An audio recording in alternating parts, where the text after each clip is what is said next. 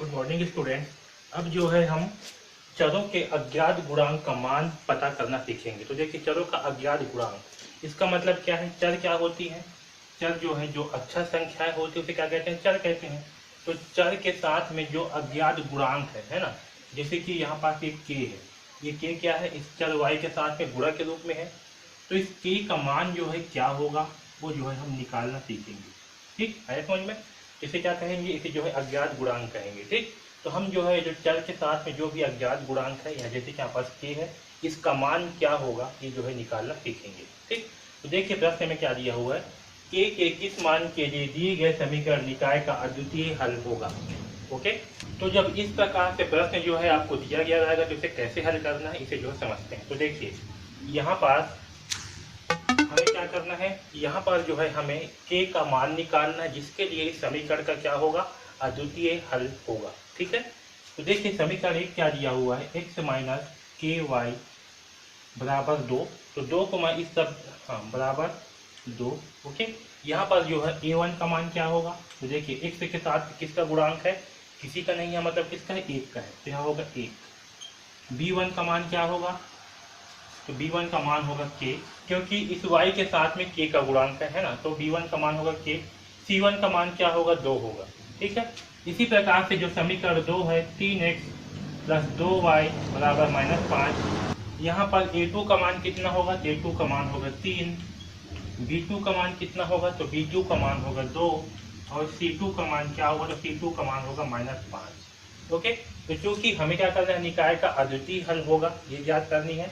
इसलिए क्या होगा, a1 बटे a2 ये बराबर नहीं होगा b1 बटे b2 का। ओके, अब देखिए a1 बटे a2 क्या होगा? तो a1 का मान है 1 बटे a2 का मान है 3। ठीक है, ये क्या होगा? बराबर नहीं होगा b1 बटे b2 का। b1 का मान कितना है? k, और b2 का मान कितना है? 2 है। ओके, अब देखिए यहाँ पास से हम क्या करेंगे, इस 2 के इधर जो है पक्षांतर करेंगे। इसे मैं यहाँ हल कर रहा हूँ, तो क्या होगा?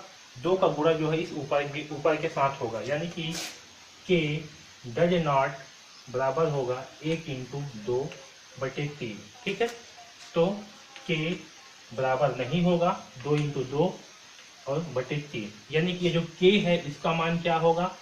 2 बटे 3 के बराबर नहीं होगा। इसके अलावा बाकी कुछ भी हो सकता है। आया समझ में? तो इसे हम लिखेंगे के यहाँ पास के का मान क्या है? माइनस है ना, यहाँ पास के का मान माइनस है, तो यहाँ भी के का मान होगा माइनस। और यहाँ पर जब इसे पक्षांतर करेंगे तो भी क्या हो जाएगा, ये आपका माइनस के है, तो के का मान जो है माइनस होगा इस तरफ आएगा। ठीक है, यहाँ पास क्या है? माइनस है के में, तो इस माइनस को भी जब इधर पक्षांतर कर देंगे तो क्या हो जाएगा? माइनस जो है इस साइड में आ जाएगा, तो ये आपका माइनस हो जाएगा। तो के -2 बटे 3, तो हमें जो है के का मान क्या प्राप्त हुआ? -2 बटे 3 के बराबर नहीं होगा के का मान। किसके लिए? तो के का मान जो है -2 बटे 3 के अलावा के का मान कुछ भी हो सकता है, ये जो है के का मान नहीं होगा अद्वितीय हल के लिए। है समझ में? इस प्रकार से जो है इस समीकरण की सहायता से हम के का मान ज्ञात करेंगे। ओके, और इस प्रकार से जो है आपको लिखना होगा कि के -2 बटे 3 के मान अतिरिक्त अन्य सभी वास्तविक संख्याओं के लिए समीकरण निकाय का द्वितीय हल होगा। ठीक है, इस प्रकार से जो है आपको लिखना भी पड़ेगा साथ में। ओके, अब यहाँ पर देखिए क्या दिया है, के किस मान के लिए दिए गए समीकरण निकाय का अनंतः अनेक हल होंगे। ओके, तो हमें जो है निकालना है कि के किस मान के लिए इस समीकरण का अनंतः अनेक हल प्राप्त होंगे। ठीक है, देखिए समीकरण एक क्या दिया हुआ है, समीकरण एक दिया हुआ है k-3 into x plus 3y बराबर k। ओके, यहाँ पास a1 का मान क्या होगा? तो a1 का मान होगा k-3। ओके, b1 का मान होगा 3 और c1 का मान होगा k।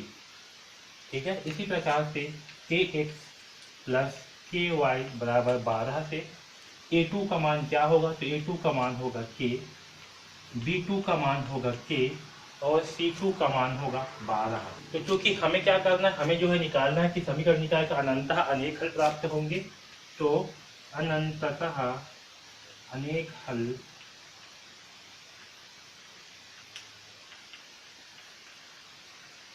प्राप्त होंगे। ठीक है, इसके लिए क्या होता है, a1 बटे a2 बराबर B1/B2 बराबर C1/C2।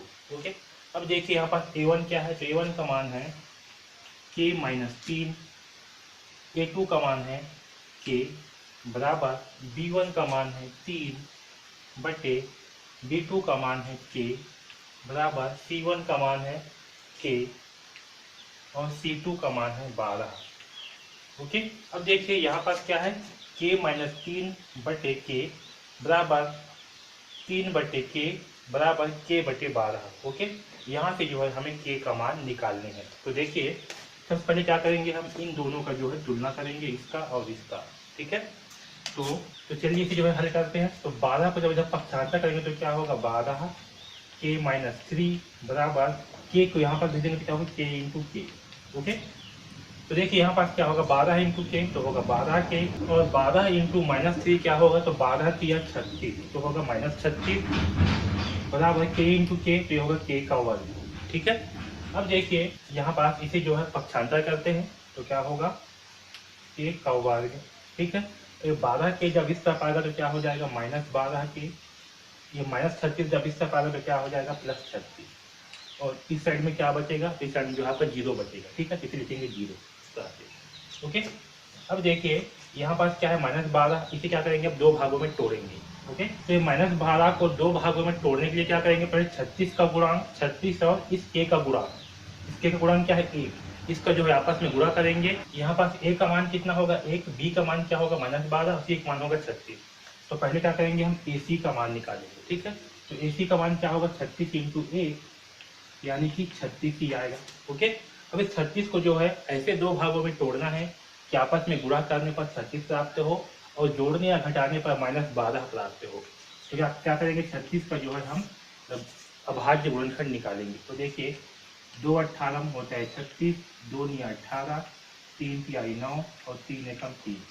ठीक है, तो हमें क्या प्राप्त होगा, 2 × 2 × 3 × 3। तो हमें क्या करना है, हमें ऐसे तोड़ना है कि आपस में जोड़ने पर कितना प्राप्त हो, 12, आपस में जोड़ने या घटाने पर क्या प्राप्त हो, हमें 12, और गुणा करने पर 36 प्राप्त हो। तो देखिए अगर हम इसे जो है -6 गुणित -6 करेंगे तो हमें क्या प्राप्त होगा, 36, और अगर इसे हम आपस में जोड़ेंगे तो क्या प्राप्त होगा हमें, -12। ओके, तो हम जो है 12 को क्या लिखेंगे, -6।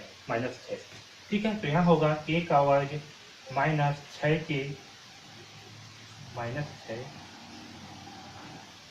+36 = 0। ओके, क्या करेंगे, इस -12 को -6 लिखेंगे। ठीक है, तो क्या होगा यहाँ पास, K का वर्ग -6K, K × -6 -6K, -6 × K -6K +36 = 0। Okay, अब देखिए इन दोनों में से क्या कॉमन है, इन दोनों में क्या उभयनिष्ठ है, जिसमें जो है इसमें भी K है और इसमें भी K है, तो यहाँ से जो है K को बाहर निकाल देंगे। ओके, तो हमें प्राप्त होगा K -6।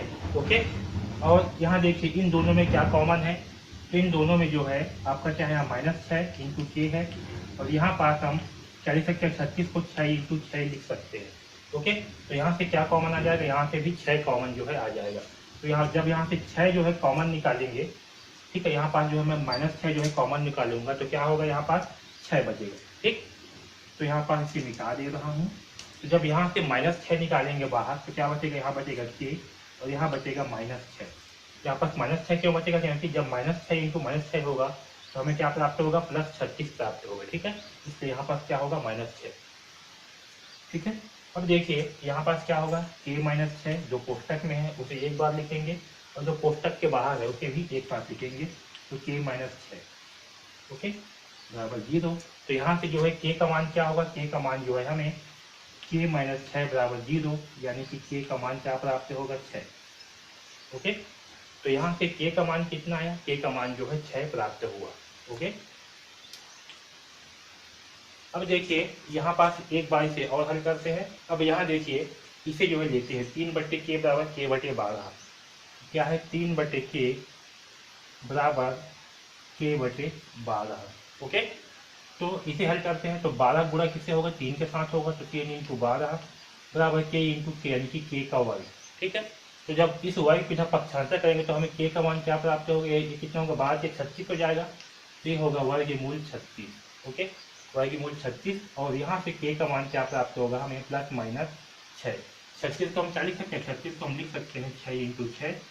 तो यहाँ से 6 क्या होगा, बाहर आ जाएगा क्योंकि यहाँ पर 2 बार 6 का गुणा हुआ है। ओके, तो यहाँ पास के का मान क्या प्राप्त होगा, के का मान जो है हमें प्लस माइनस 6 प्राप्त होगा। ठीक है, तो देखिए हमें क्या था, हमें जो है के का मान निकालना था जिसके लिए क्या हो, अनंतः अनेक हल प्राप्त हो। यहाँ पास के का जो है हमें के का मान हमें क्या प्राप्त हो रहा है, 6 प्राप्त हो रहा है, -6 प्राप्त हो रहा है। ओके, इस प्रकार से के का जो है अनंतः अनेक हल प्राप्त होंगे। ठीक है, तो जब भी इस प्रकार का प्रश्न हो जिसमें हमें के का मान निकालना हो तो हम इस प्रकार से जो है हल करेंगे। ठीक है, तो अब देखिए यहाँ पास के का मान हमें क्या प्राप्त हो रहा है, 6 और एक -6। तो इन दोनों में से कौन सा मान सही होगा जिसके लिए इस समीकरण का अनंतः अनेक हल प्राप्त हो, उसके लिए हम क्या करेंगे, ये जो समीकरण हमें प्राप्त हुआ है ना, क्या के -3 बटे के बराबर 3 बटे के बराबर के बटे 12। तो अब जो है हम इस के मान को इस समीकरण में रख के देखेंगे कि के किस मान के लिए समीकरण जो है संतुष्ट हो रहा है।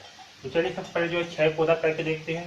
तो के के स्थान पर 6 रखने पर क्या होगा, 6 - 3 बटे के यानी कि 3। ओके, बराबर के यहाँ क्या है 3 बटे के स्थान पे क्या रखेंगे 6, यहाँ रखते हैं 6 बराबर 6 बटे 12। अब इसे हल करते हैं तो 6 - 3 का मान क्या होगा, 3 बटे 3। ओके, सॉरी यहाँ पर नीचे में क्या है के है, तो के का मान कितना होगा, 6 होगा। ठीक है, तो 6 - 3 का मान क्या होगा, 3 बटे 6 बराबर 3 बटे 6 और यहाँ पर क्या है 6 बटे 12। ठीक है, तो वैसे जो है 2 से सिंप्लीफाई करेंगे तो क्या प्राप्त होगा, 2 3 6 और 2 6 12 यानी कि 3 बटे 6। तो के का मान अगर हम 6 रखते हैं तो यहाँ पास क्या हो रहा है, तीनों समीकरण जो है आपस में बराबर आ रहा है। E1 बटे E2 बराबर है B1 बटे B2 बराबर है C1 बटे C2 का, यानी कि यहाँ पास क्या हो रहा है, समीकरण जो है संतुष्ट हो रहा है। ओके, अब चलिए के का दूसरा मान क्या है, -6। तो के का दूसरा मान को भी समीकरण में रख करके देखते हैं हमें क्या प्राप्त होता है। तो देखिए, तो अगर के का मान जो है हम -6 रखते हैं तो हमें क्या प्राप्त होगा, के -3 यानी कि -6 - 3 बटे -6 बराबर 6 बटे -6 बराबर -6 बटे 12। ओके, अब यहाँ देखिए -6 - 3 क्या होगा, इस मान को मैं यहाँ पास लिख रहा हूँ। तो -6 - 3 कितना होगा, तो ये होगा -9 बटे -6। ओके, बराबर यहाँ क्या होगा, 3 बटे, यहाँ होगा 3 बटे -6 बराबर -6 बटे 12। ओके, अब यहाँ से ऋण से ऋण हो गया कैंसल। अब इसे क्या, इसे आगे सिंप्लीफाई करते तो 3 3 9 3 दूनी 6 यानी कि यहाँ पास होगा 3 बटे 2, यहाँ 3 एकम 3 3 दूनी 6, यहाँ होगा 1 बटे -2, यहाँ होगा 6 एकम 6 6 दूनी 12 यानी कि 1 बटे 2। तो देखिए यहाँ पर जो है क्या हो रहा है, ये समीकरण जो है संतुष्ट नहीं हो रहा है, यानी कि के का मान -6 जो है इस समीकरण के लिए नहीं होगा। ठीक है, तो समीकरण का मान, तो के का मान वह होगा जो समीकरण को संतुष्ट करता है, यानी कि यहाँ पर के का मान कितना होगा, 6 होगा। ओके, यहाँ पास के का मान क्या होगा, के का मान 6 होगा, क्योंकि के का मान 6 रखने पर हमें क्या प्राप्त होता है, E1 बटे E2 बराबर B1 बटे B2 C1 बटे C2 और इसी से ही इस समीकरण के जो है अनंत अनेक हल प्राप्त होंगे। अतः के का मान क्या होगा, 6 होगा, -6 नहीं होगा, क्योंकि -6 रखने पर हमें जो है तीनों का मान जो है बराबर प्राप्त नहीं होता है। ओके, अतः इस समीकरण में क्या होगा, के का मान जो है 6 होगा, जिससे कि अनंत अनेक हल प्राप्त होंगे। ओके, तो इस वीडियो में बस इतना ही।